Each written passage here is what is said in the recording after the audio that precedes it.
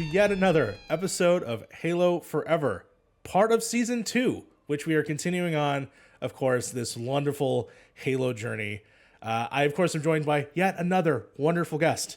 I, of course, have my good old buddy, Trevor Starkey. How you doing, buddy? I'm doing all right. How you doing, Mario? I am doing okay. Still banned on Twitter as of this recording. It is the first of the month. Just a little insight, you know. I'm enjoying, hopefully, a new start. We'll find out. I might have to get a lawyer, but who knows?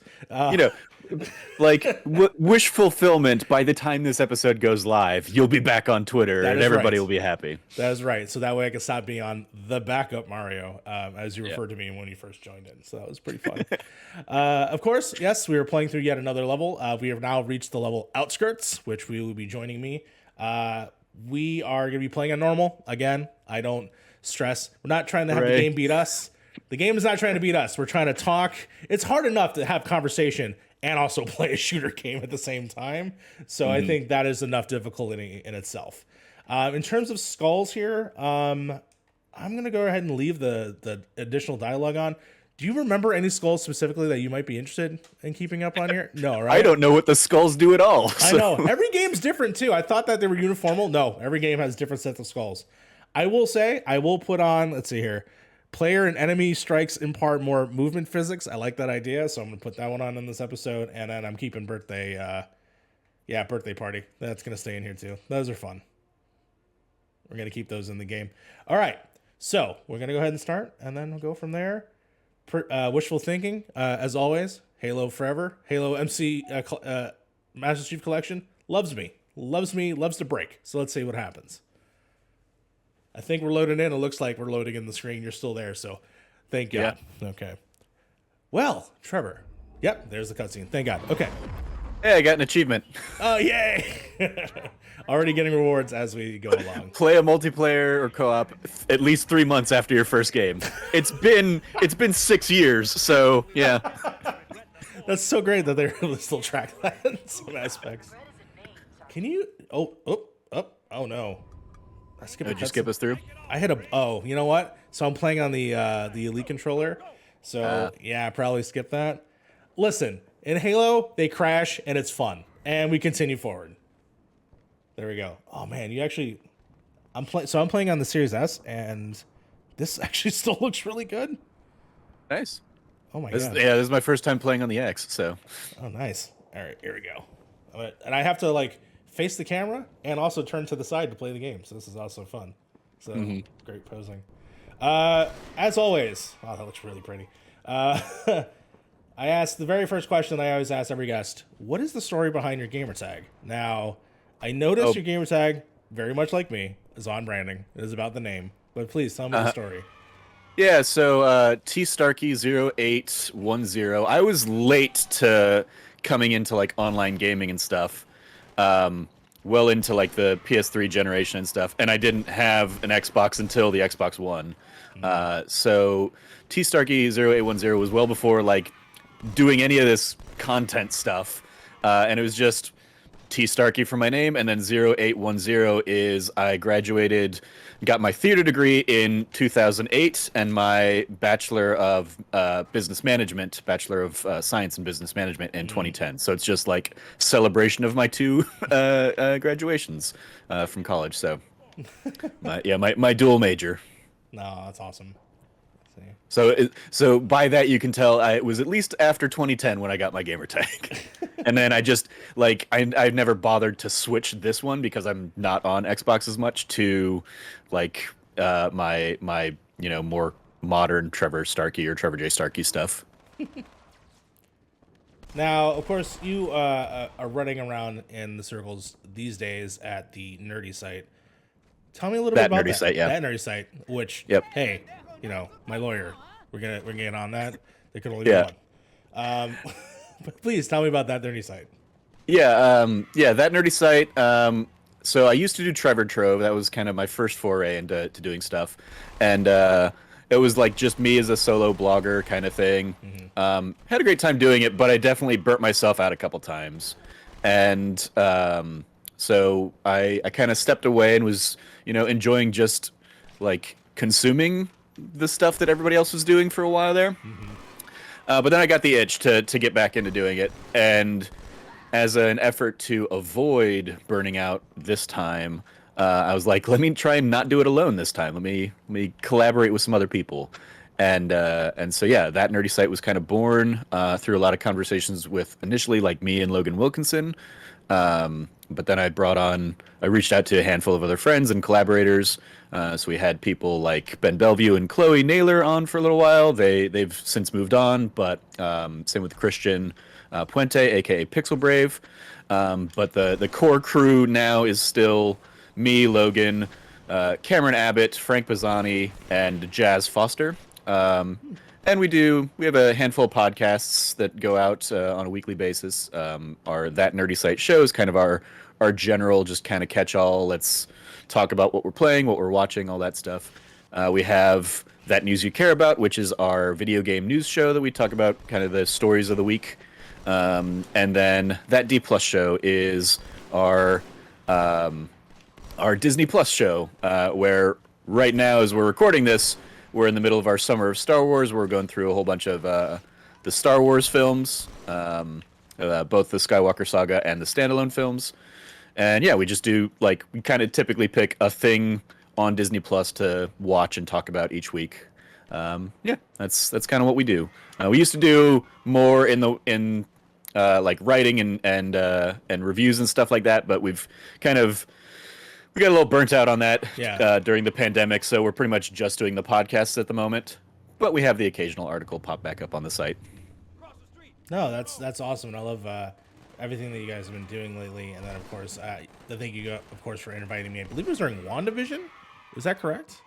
I believe we had you on for WandaVision. Yeah, and that was a lot of fun. It was just oh my god, it was such a crew there. It was you, me, Abbott, and then I believe it was Bear Punch, Josh Silverman, and someone else. I'm trying to remember, but that was just a blast being able to just talk Marvel with people that are also super fans like me. So that was a lot of fun.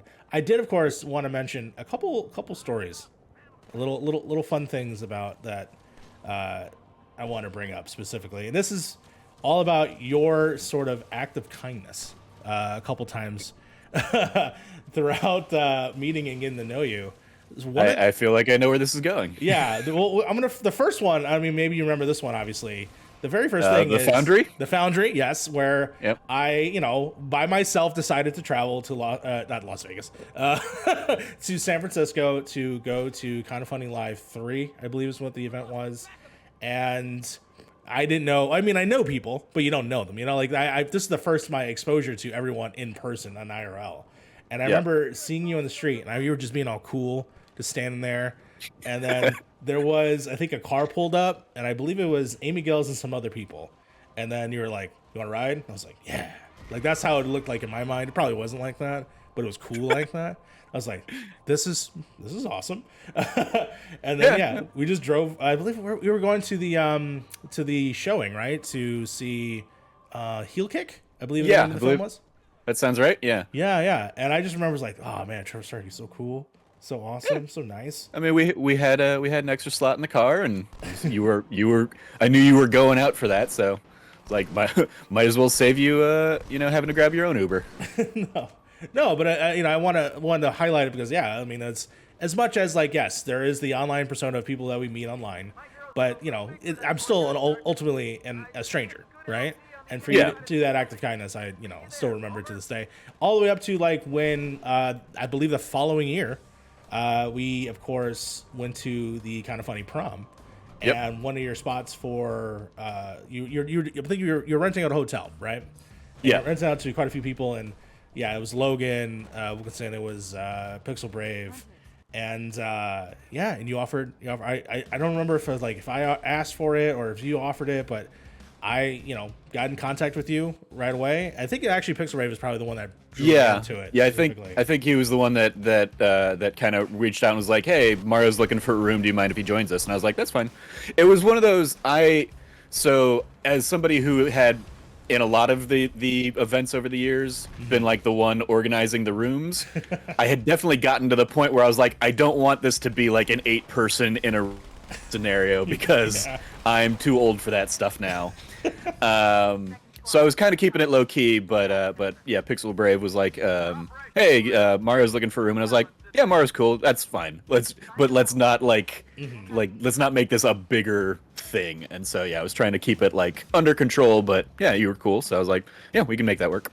No, and again, like I said, I added to the list of kindnesses that you've done for me, and guide me through the kind of funny community, which of course you're rocking the kind of funny Pride shirt, which is awesome. Indeed, yep. I gotta yell at them more because I really want to be able to wear their shirts, but I just can't. But the size issue, yeah. The size issue with Rooster Teeth and stuff like that, but you know, it is what it is. I'll deal with that on my own land. But please, Trevor. Enough about because I'm such a like a bad Halo player or like a noob to Halo. Yeah. I just keep trying to aim down sights, and I'm like, oh, that's right, that's not a thing in this. So No. if you just see a lot of stray grenades going out, that's because I'm just hitting that button accidentally. No, it's totally fine. Well, I was actually going to ask you. So, what is your history with Halo? So I had the original Xbox, but I really only played like Star Wars, Knights of the Old Republic and stuff on it. Nice. I didn't get into Halo. I played like a handful of Halo matches, hanging out with some random friends in college and stuff, but like never to the point that I considered myself a Halo player. So when the Xbox One came out, I got it for Sunset Overdrive, had a great time with that, and they did like a, hey, thanks for buying this bundle because Amazon just lowered the price on it or whatever. Here's like a gift card, and I used that to get the Master Chief Collection as well. Try and like fill that hole in my my repertoire, and I played like the first couple games, so Halo 1, Halo 2, and was like, you know, these kind of feel their age, and they're not really doing it for me. Sure. Playing them, you know, 10, 15 years after the fact. Yeah. So I kind of like stepped away from it and have not really come back since. And I did that all in like 2015, as I think I said. So yeah, that is pretty much the extent of my Halo history. I'm eager and interested in you know, coming back and trying them all, especially now that they've added Reach and ODST in here, so it is kind of like everything. And with Game Pass, I can pick up Halo 5 too, so I can play through like all of the games in the lead up to Infinite, and yeah, just kind of like see if as the games progress or any of that stuff, if it like just connects for me in a better way.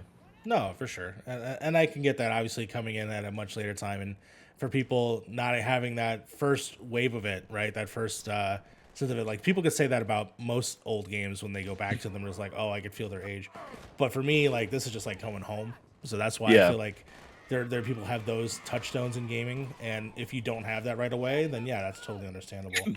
Is there a visible guy up here? What happened? Did he die? I don't know. It looked like he disappeared on me. But no, I totally understand that. But I do love that you got the Xbox specifically for other games other than Halo, which of course you said you got the Star Wars Old Republic. That is a game that I always play but never finish. I always get to a certain point. So my original Xbox, I actually won at my high school graduation. Wow. They did like a kind of a raffle thing, or they had this thing called what was it, Project Graduation, I think. And it was to avoid, or to like try and avoid people going out and drinking and stuff after graduation night. It was, hey, we all went to this local amusement park called Castles and Coasters, and they basically rented it out for the evening. And so we had like the whole park to like our graduating class. And so we were just there overnight in this park, and they had giveaways and raffles that like they gave us, I want to say like 20 raffle tickets. Oops. That's right. Oh. Gotta worry about that, the shields and stuff. Oh, yeah. Yeah. You're back. But yeah, it was they gave us like 20 raffle tickets, and you could put them into any of the prizes that they were awarding out. And there was like I think the big prize at the time, because it's 2003, was like a 40-inch TV or something like that. I put like a ticket in for that, but I put most of them in for either the Xbox or a gift card for like Best Buy or something like that, and ended up winning the Xbox. And it was like a bundle that came with like Morrowind and Burnout and I didn't play either of those games really. Oh no. So I pretty much just played it when Star Wars Knights of the Old Republic came out a couple months later, and I was like, cool, I get to enjoy that. And then yeah, I had I was firmly in the PS2 camp at that time, so that was pretty much like the thing I really played. How do I get on this thing? I think you have the right bumper. Oh, I'm getting shot at by this guy. You got to go by the driver's seat. Here, I'll drive here. Oh, there we go. Yep. Oops. Hold to ride the Warhog. Cool. Yeah. All right, someone get in the back. Come on, one of you guys. Thank you. One of my fun touchstones with specifically Halo 2 is the voice acting, and the voice acting in this game is really hilarious. Of how many people do you know who's in this game specifically? I know Keith David is the Arbiter. Keith David is the Arbiter. That is right. Yeah. He's pretty unmistakable. No, you can't miss Keith David. No matter what he does, especially I'm playing Mass Effect Trilogy right now, and I'm just like, yeah. God. And plus, I also remember, what was it, Saints Row 4, where it was basically a parody of Mass Effect, and he's in that as well as Keith David. As Keith David, yeah, and the Vice President. Yes. But I also love that you cannot romance him in yeah, which is hilarious. He's just like, I'm not doing that. No, just not doing that. I'm like, all right, good. That's hilarious. You can bang everybody else in that game, but not Keith David. Even a small robot, which was very odd for this game. But some of the highlights that you might not know about, of course, is that half of the cast of That 70s Show is actually in this game. Like Will Valderrama, Mila Kunis, and Donna. I can't remember the actress who plays Donna. Laura Prepon? Laura Prepon, yes, that's right. She's also in this game. But my absolute favorite is David Cross. David Cross is also in this game. Very, very noticeable in a cutscene, I think, near the end of this level, which is pretty great. Here, I'm gonna let you get that guy. This is fun. All I have to do is just drive around in circles while you're shooting, and then all the fun. But yeah, so that was my limited like original Xbox, and then when the 360 generation came around, I was a poor college student, and given my love of PlayStation, I prioritized paying for that expensive ass console. And then just never got around to a 360. Largely because like shooters weren't really my thing, so. Sure. Halo and Gears wasn't something I felt like I needed to hop into. What was your? But go ahead. Now that I'm, a like post-school have disposable income kind of guy, I was like, yeah, I'll go ahead and just be like a multi-console. I'll pick up whatever I can when I want to play it. Yeah, that's... and with Game Pass, it's like that's I can go back and play any of the other Gears or Halos, and like the combo of that and backwards compatibility is just like. Okay, I can find out whatever I missed now. No, for sure. And it's funny, like, as you said, like post-college, like income-wise, it's like I'm able to afford and get all the systems. And I remember specifically my father actually owning both Sega Genesis and 64, and then he had an NS. And I'm like, why did you have all these things? And I'm like, oh, you were just like me. You were just ready to blow that paycheck totally irresponsibly on anything that you possibly could to distract yourself. So I thought that was fun. So what's a little bit about your early history? So you said that you were not necessarily an Xbox first. What was the first game console you ever had? First game console we ever had, I remember playing on an Atari. And then into the Nintendo stuff. We were largely growing up, my parents were generous to my sister and myself, and we were able to be kind of like multi-console. So I was mostly a Nintendo kid, but we did have like a Genesis and a Game Gear. And then I didn't really like feel like continuing on, so I think we got up to Sega CD, Gotcha. And then like didn't do the Saturn or the Dreamcast, and I was mostly Nintendo, and I loved the Final Fantasy games.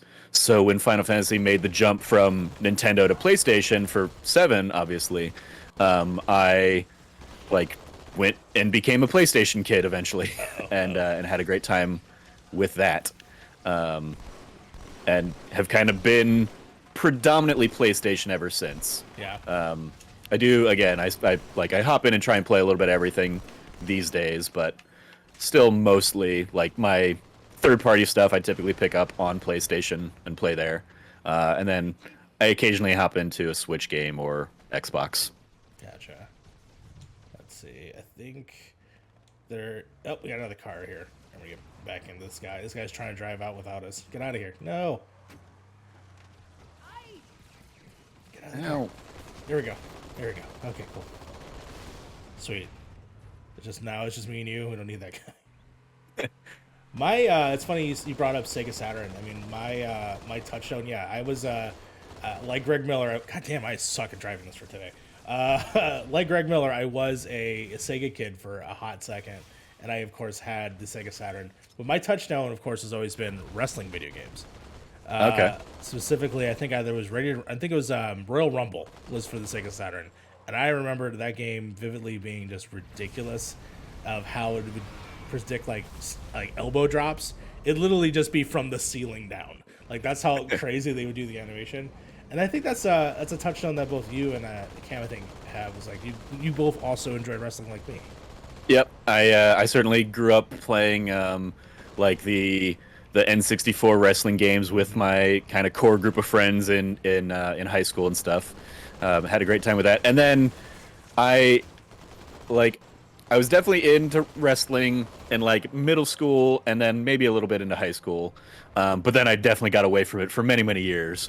And it wasn't until Kind of Funny did their, I want to say it was WrestleMania 34, I think, whenever the Hardys came back and had that like crazy pop, that kind of like brought me back into wrestling. And I don't watch it much now, but I do kind of like still watch like all the recaps and kind of catch up. Like I watch What Culture, I watch Simon Miller Ups and Downs, and I watch like the Cultaholic guys a lot. Yeah. So I know what's going on and what storylines are happening.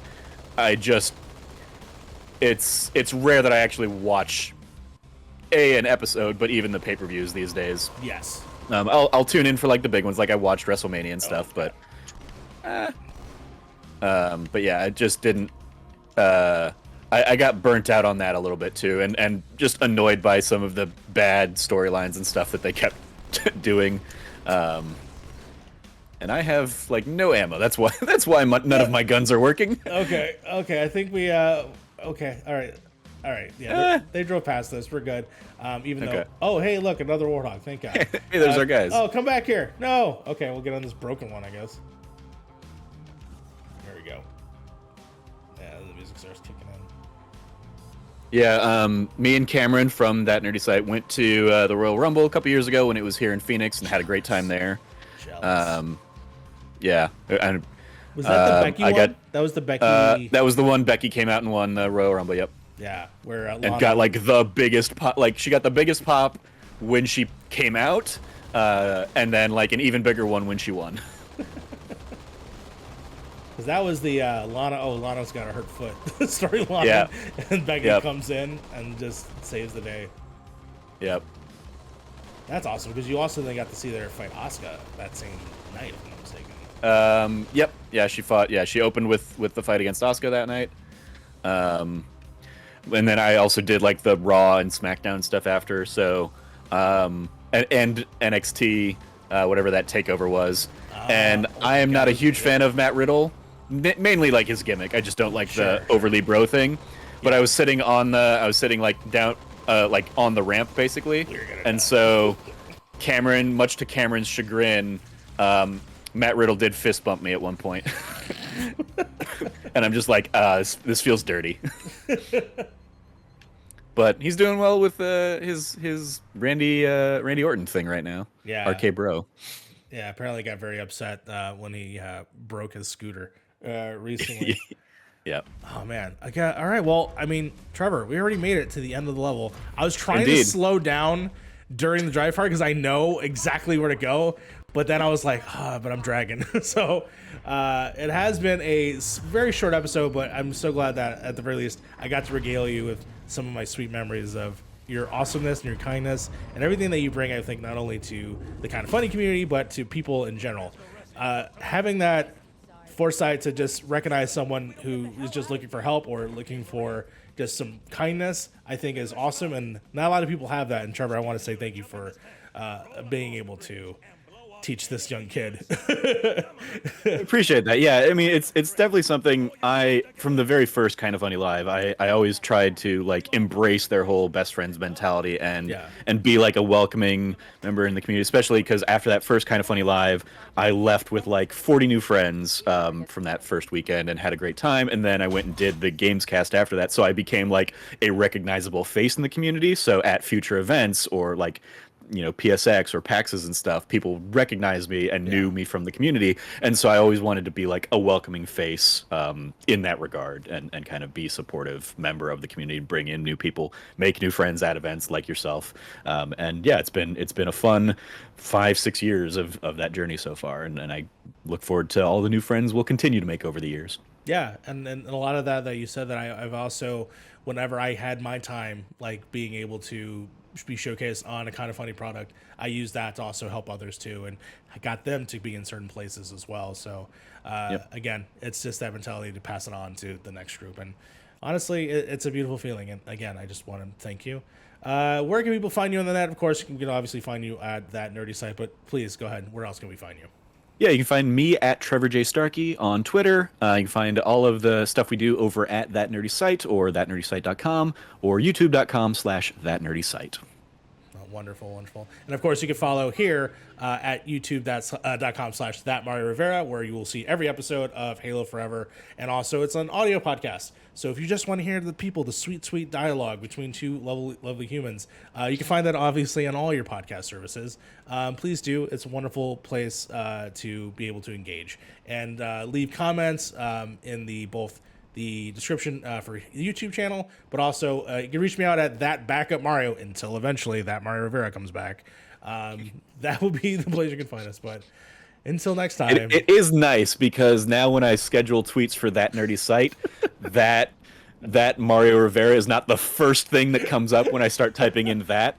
So I do appreciate, like, Schadenfreude, like there's a little bit of joy from your backup account. But yes, I do. Of course, I hope you get your main back. Of course, thank you so much.